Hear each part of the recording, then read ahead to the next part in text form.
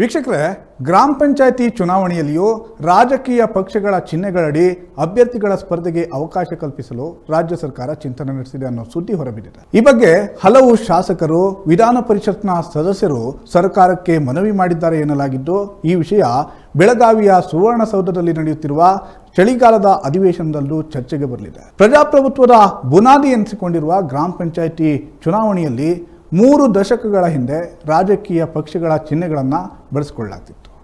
ಕರ್ನಾಟಕದಲ್ಲಿ ಮೊದಲ ಬಾರಿ ಅಂದರೆ 1987ರಲ್ಲಿ ನಡೆದಿದ್ದ ಗ್ರಾಮ ಪಂಚಾಯಿತಿ ಚುನಾವಣೆಯಲ್ಲಿ, ಆಗ ಮಂಡಲ ಪಂಚಾಯಿತಿ ಅಂತ ಕರೆಯಲಾಗ್ತಿತ್ತು, ಆಗ ರಾಜಕೀಯ ಪಕ್ಷಗಳು ತಮ್ಮ ಪಕ್ಷದ ಅಭ್ಯರ್ಥಿಗಳನ್ನು ಕಣಕ್ಕಿಳಿಸಿದ್ವು.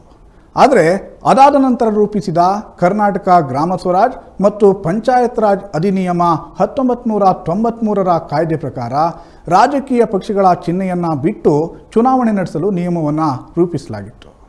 ಹೀಗಾಗಿ 1993ರಿಂದ ಇಲ್ಲಿಯವರೆಗೆ 3 ದಶಕಗಳಲ್ಲಿ ಗ್ರಾಮ ಪಂಚಾಯಿತಿಗಳಿಗೆ ನಡೆದ ಯಾವುದೇ ಚುನಾವಣೆಗಳಿಗೆ ರಾಜಕೀಯ ಪಕ್ಷಗಳ ಚಿಹ್ನೆಯನ್ನು ಬಳಸಿಲ್ಲ.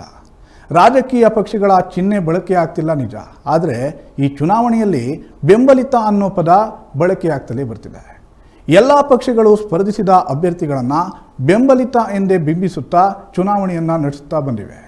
ಅಭ್ಯರ್ಥಿಗಳು ಕೂಡ ಚುನಾವಣಾ ಆಯೋಗ ತಮಗೆ ಹಂಚಿಕೆ ಮಾಡಿದ ಚಿಹ್ನೆಯ ಜೊತೆ ಪಕ್ಷದ ಚಿಹ್ನೆಗಳನ್ನು ಕೂಡ ಬಳಸಿಕೊಂಡು ಪ್ರಚಾರ ನಡೆಸುವುದು ಕಾಮನ್ ಆಗಿದೆ. ಗೆದ್ದ ಅಭ್ಯರ್ಥಿಗಳನ್ನು ಕೂಡ ಎಲ್ಲ ರಾಜಕೀಯ ಪಕ್ಷಗಳು ತಮ್ಮ ಅಭ್ಯರ್ಥಿಗಳಲ್ಲೇ ಬಿಂಬಿಸ್ಕೊಳ್ತಾ ಇವೆ. ಅಧ್ಯಕ್ಷ, ಉಪಾಧ್ಯಕ್ಷರ ಆಯ್ಕೆಯ ವೇಳೆಯಂತೂ ಭಾರಿ ಹೈಡ್ರಾಮಾಗಳೇ ನಡೀತಾ ಇವೆ. ಪಕ್ಷಾಂತರ ನಿಷೇಧ ಕಾಯ್ದೆಯ ಹಂಗಿಲ್ಲದ ಕಾರಣ ವಿಜೇತರಾದ ಅಭ್ಯರ್ಥಿಗಳು ತಮ್ಮ ಅನುಕೂಲ ನೋಡಿಕೊಂಡು ಬಣಗಳನ್ನು ಬದಲಿಸ್ತಾ ಇದ್ದಾರೆ. ಹೀಗಾಗಿ ಇದೆಲ್ಲ ಗೊಂದಲಗಳಿಗೆ ತೆರೆ ಎಳೆಯುವ ಸಲುವಾಗಿ ಪಕ್ಷಗಳ ಚಿಹ್ನೆಯಡಿಯಲ್ಲಿಯೇ ಅಭ್ಯರ್ಥಿಗಳನ್ನು ಕಣಕ್ಕಿಳಿಸಲು ಅವಕಾಶ ಮಾಡಿಕೊಡಬೇಕು ಅಂತ ಹಲವು ಶಾಸಕರು ಸರ್ಕಾರಕ್ಕೆ ಮನವಿ ಮಾಡಿದ್ದಾರೆ ಎನ್ನಲಾಗಿದೆ. ಈ ವಿಷಯ ಬೆಳಗಾವಿಯ ಚಳಿಗಾಲದ ಅಧಿವೇಶನದಲ್ಲೂ ಚರ್ಚೆಗೆ ಬರಲಿದೆ. ಇನ್ನು ಸದ್ಯ ನಮ್ಮ ಪಕ್ಕದ ಕೇರಳ ರಾಜ್ಯದಲ್ಲಿಯೂ ಕೂಡ ಪಕ್ಷಗಳ ಚಿಹ್ನೆಯಡಿಯಲ್ಲಿಯೇ ಗ್ರಾಮ ಪಂಚಾಯಿತಿ ಚುನಾವಣೆ ನಡೀತಾ ಇದೆ. ಅಲ್ಲಿನ ಪಂಚಾಯಿತಿಗಳು ಕರ್ನಾಟಕದ ಗ್ರಾಮಗಳಿಗಿಂತಲೂ ಕೂಡ ಹೆಚ್ಚಿನ ಅಭಿವೃದ್ಧಿ ಸಾಧಿಸಿವೆ, ಉತ್ತಮ ಆಡಳಿತಕ್ಕೆ ಮಾದರಿಯಾಗಿವೆ.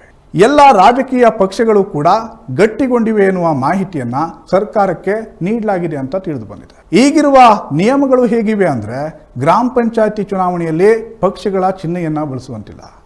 ಪ್ರಚಾರದಲ್ಲಿ ಪಕ್ಷಗಳ ಬಾವುಟ, ಬ್ಯಾನರನ್ನು ನಿಷೇಧ ಮಾಡಲಾಗಿರುತ್ತೆ. ರಾಜಕೀಯ ಪಕ್ಷಗಳ ಸಭೆ, ಸಮಾರಂಭ ಯಾವುದನ್ನು ಕೂಡ ನಡೆಸುವಂತಿಲ್ಲ. ಅಭ್ಯರ್ಥಿಗಳನ್ನು ಬೆಂಬಲಿತರು ಅಂತ ಕೂಡ ಬಿಂಬಿಸೋ ಹಾಗಿಲ್ಲ. ಇನ್ನು 1987ರ ನಿಯಮವನ್ನು ಬದಲಿಸಿದ್ದೇಕೆ ಅನ್ನೋದನ್ನು ಕೂಡ ಹೇಳ್ತಾ ಹೋಗ್ತೀವಿ ನೋಡಿ. ಪಕ್ಷ ರಾಜಕೀಯದಿಂದ ಹಳ್ಳಿಗಳ ಸಾಮರಸ್ಯಕ್ಕೆ ಧಕ್ಕೆಯಾಗುತ್ತೆ ಅನ್ನೋದು ಒಂದು ಕಡೆ, ಗುಂಪುಗಾರಿಕೆಯ ಕಾರಣದಿಂದಾಗಿ ಗ್ರಾಮಗಳ ಅಭಿವೃದ್ಧಿಗೆ ಹಿನ್ನಡೆ ಉಂಟಾಗುತ್ತೆ ಅನ್ನೋದು ಕೂಡ ಇನ್ನೊಂದು ಕಾರಣ. ಗೆದ್ದ ಪಕ್ಷಗಳ ಬೆಂಬಲಿಗರಿಗಷ್ಟೇ ಸೌಲಭ್ಯಗಳು ಸಿಗ್ತವೆ, ಸೋತ ಪಕ್ಷಗಳ ಬೆಂಬಲಿಗರನ್ನು ಕಡೆಗಣಿಸ್ತಾರೆ ಅನ್ನೋ ಎಲ್ಲ ಉದ್ದೇಶದಿಂದ ಈ ನಿಯಮಗಳನ್ನು ಬದಲಿಸಲಾಗಿತ್ತು.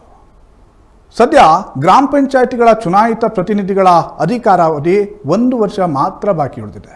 ಮುಂದಿನ ಡಿಸೆಂಬರ್ ಹೊತ್ತಿಗೆ ಚುನಾವಣೆಯನ್ನು ನಡೆಸಬೇಕಿದೆ. ಹೀಗಾಗಿ ಅದರ ಒಳಗಾಗಿ ನಿಯಮವನ್ನು ಬದಲಿಸಬೇಕಿದೆ ಅನ್ನೋ ಚರ್ಚೆ ನಡೆಯುತ್ತಿದ್ದು, ಏನಾಗಲಿದೆ ಅನ್ನೋದನ್ನ ಕಾದು ನೋಡಬೇಕು. ಈ ಥರದ ಇನ್ನಷ್ಟು ಮಾಹಿತಿಯೊಂದಿಗೆ ನಿಮ್ಮ ಮುಂದೆ ಬರ್ತೀವಿ. ಅಲ್ಲಿವರೆಗೂ ನೋಡ್ತಾ ಇರಿ ಪ್ರಜಾಶಕ್ತಿ ಟಿವಿ, ಇದು ನಿಮ್ಮ ಧ್ವನಿ.